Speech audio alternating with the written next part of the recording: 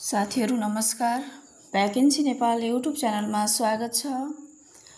आज हामी तपाईहरूलाई दिगो विकासको बारेमा व्याख्या गर्न गइरहेका छौँ।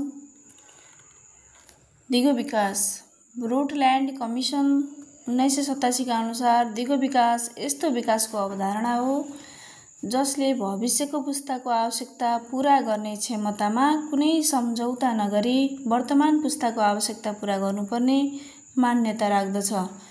दिगो विकास अवधारणाले आवश्यकता भन्नाले मूलत विश्वका गरिबहरूको आवश्यकतालाई बुझी उच्च प्राथमिकता दिनुपर्ने र वर्तमान पुस्ता र भावी पुस्ता दुवैका आवश्यकताहरू पूरा गर्ने वातावरणको क्षमताका सम्बन्धमा प्रविधि र सामाजिक सङ्गठनले निर्धारण गरेका सीमितताहरूको पालना गरिनुपर्ने कुरालाई जोड दिन्छ। साथीहरू, त्यसैले हाम्रा वर्तमान आवश्यकताहरू पूरा गर्ने क्रममा भावी पुस्ताले उनीहरूका आवश्यकता पूरा गर्ने क्षमतामा असर नपुर्याउने गरी गरिने विकास नै दिगो विकास हो। अर्थात्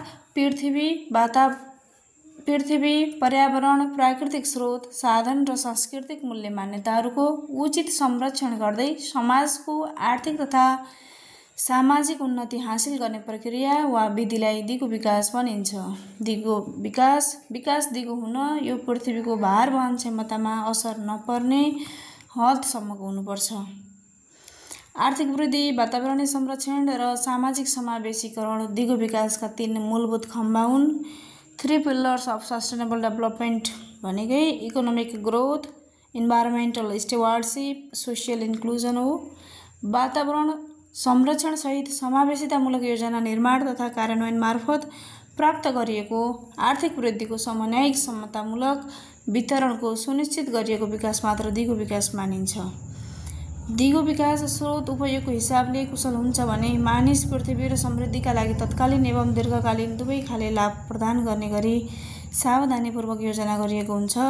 अर्थात् यो त्यस्तो विकास प्रक्रिया हो जसले प्राकृतिक स्रोतको उत्पादन क्षमता र गुणस्तरलाई असर पार्दैन, आर्थिक, प्राविधिक र सामाजिक रूपमा धानिन सक्छ र वर्तमान तथा भविष्य दुवैको अवसर तथा आवश्यकता पूर्तिलाई सुनिश्चित गर्छ।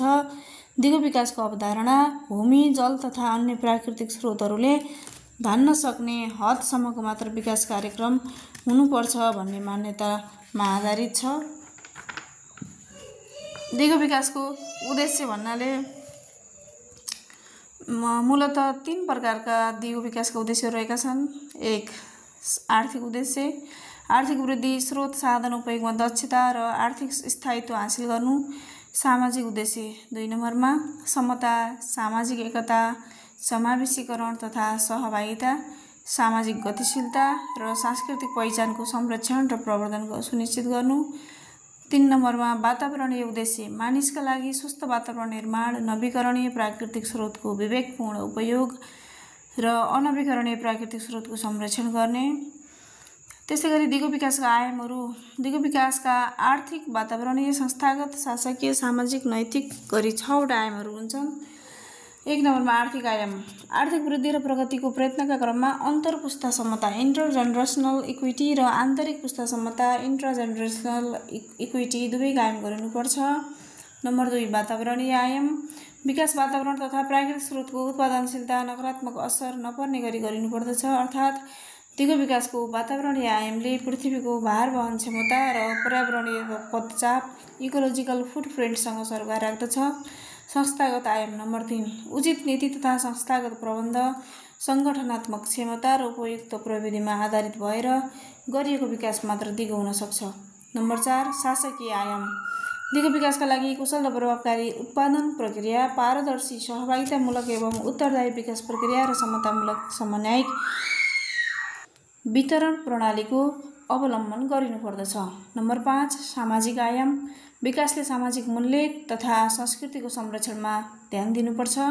नम्बर 6 नैतिक आयाम, पृथ्वी र पर्यावरण सबैको साझा हो, यसको उपयोग गर्दा एउटाको क्रियाकलापबाट अरूलाई असर पर्नुहुन्न, विकास प्रक्रिया यो अर्थमा इमानदार हुनुपर्छ।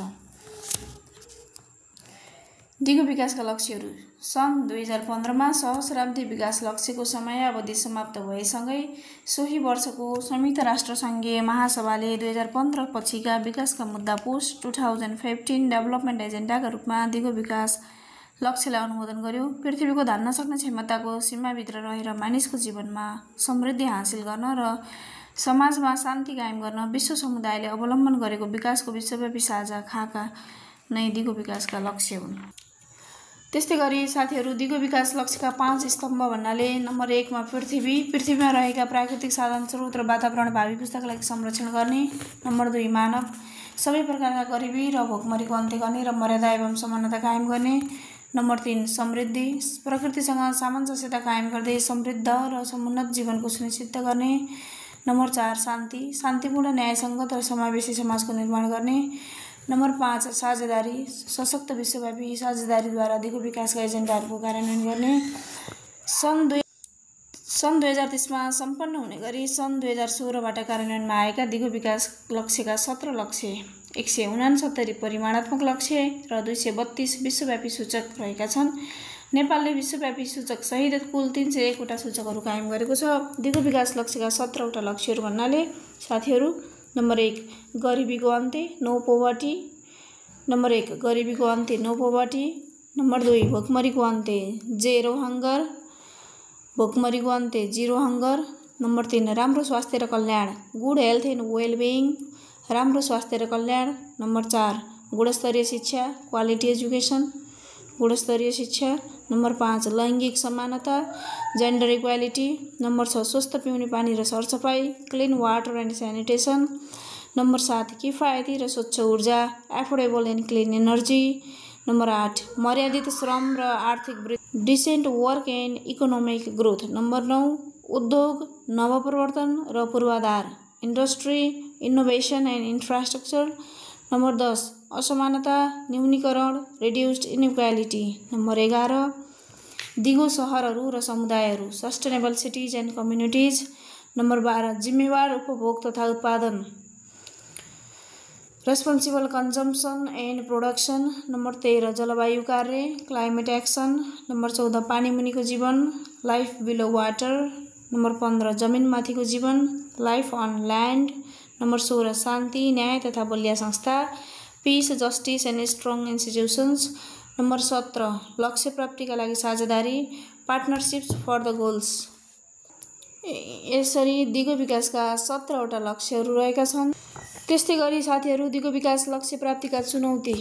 नेपालमा हालसम्मको उपलब्धि, स्रोत आवश्यकता र स्रोत अन्तर तथा विद्यमान चुनौतीहरूको आधारमा सन् 2030 मा दिगो विकास लक्ष्यहरू हासिल हुन सक्ने देखिँदैन। यद्यपि सरकारले निरन्तर प्रयत्न भने गरिरहेको छ।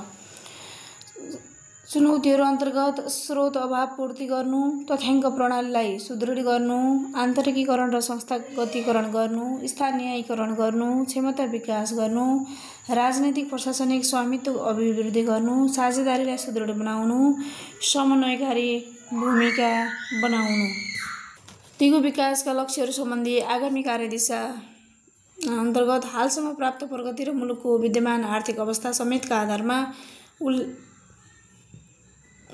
दिगो विकास लक्ष्यको तीनै तहमा राजनीतिक स्वामित्व र पूर्ण आन्तरिकीकरण गर्ने, लक्ष्यहरूको स्थानीयकरण गरी सफल कार्यान्वयनका लागि प्रदेश र स्थानीय तहको क्षमता विकास गर्ने, दिगो विकास लक्ष्य कार्यान्वयन द्रुतताका लागि राष्ट्रिय कार्ययोजना तयार गरी कार्यान्वयन गर्ने, 16औं योजनाको कार्यान्वयन कार्ययोजना बनाई कार्यान्वयन गर्ने, एकीकृत तथ्याङ्क र प्रतिवेदन प्रणालीको विकास र सुदृढीकरण गर्ने, निजी सहकारी र गैर सरकारी क्षेत्रसँगको सघन सहकारी गर्ने, दिगो विकास लक्ष्यलाई आधार मानी आन्तरिक स्रोतको विनियोजन गर्ने, आर्थिक कूटनीतिको सुदृढीकरण मार्फत अन्तर्राष्ट्रिय स्रोत प्राप्तिका लागि पहल गर्ने चाहिँ योजनाहरू आगामी कार्यदिशा अन्तर्गत रहेको छ।